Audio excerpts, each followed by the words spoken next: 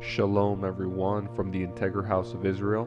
I'm going to be reading today the fourth Aliyah from Parasha Vayishlaj. I'll be reading today from the book of Genesis, chapter 33, verses 6 through 20, as well as from the book of Revelation, chapter 7, verses 1 through 12.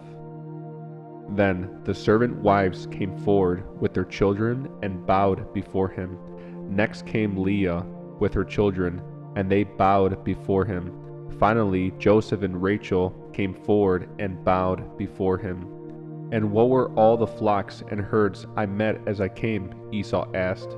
Jacob replied, They are a gift, my lord, to ensure your friendship. My brother, I have plenty, Esau answered. Keep what you have for yourself.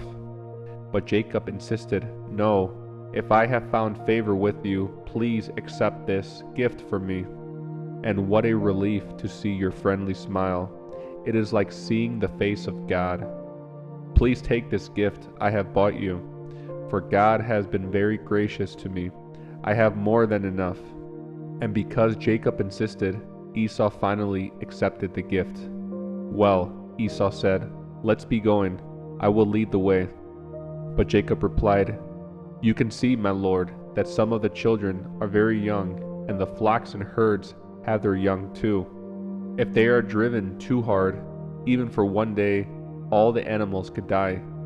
Please, my lord, go ahead of your servant. We will follow slowly at a pace that is comfortable for the livestock and the children.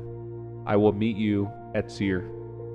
All right, Esau said, but at least let me assign some of my men to guide and protect you. Jacob responded, That's not necessary. It's enough that you've received me warmly, my lord. So Esau turned around and started back to Seir that same day. Jacob, on the other hand, traveled on to Sukkoth. There he built himself a house and made shelters for his livestock. That is why the place was named Sukkoth, which means shelters.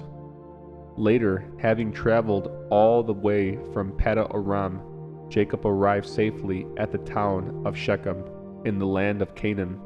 There he set up camp outside the town. Jacob bought the plot of land where he camped from the family of Hamor, the father of Shechem, for 100 pieces of silver. And there he built an altar and named it El Elohi Israel. Next, I'll be reading from the book of Revelation, chapter 7, verses 1 through 12.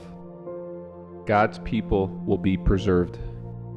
Then I saw 4 angels standing at the 4 corners of the earth, holding back the 4 winds, so they did not blow on the earth or the sea, or even on any tree. And I saw another angel coming up from the east, carrying the seal of the living God.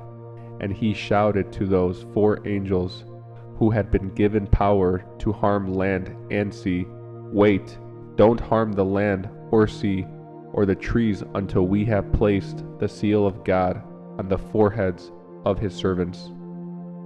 And I heard how many were marked with the seal of God. 144,000 were sealed from all the tribes of Israel, from Judah 12,000, from Reuben 12,000, from Gad 12,000, from Asher 12,000, from Naphtali 12,000, from Manasseh 12,000, from Simeon 12,000, from Levi 12,000, from Issachar 12,000, from Zebulun 12,000, from Joseph 12,000, from Benjamin 12,000.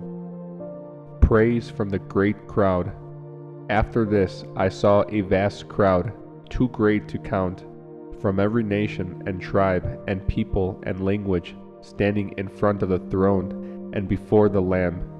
They were clothed in white robes and held palm branches in their hands, and they were shouting with a great roar, Salvation comes from our God who sits on the throne and from the Lamb. And all the angels were standing around the throne and around the elders and the 4 living beings. And they fell before the throne with their faces to the ground and worshipped God. They sang, Amen. Blessed and glory and wisdom and thanksgiving and honor and power and strength belong to our God forever and ever. Amen.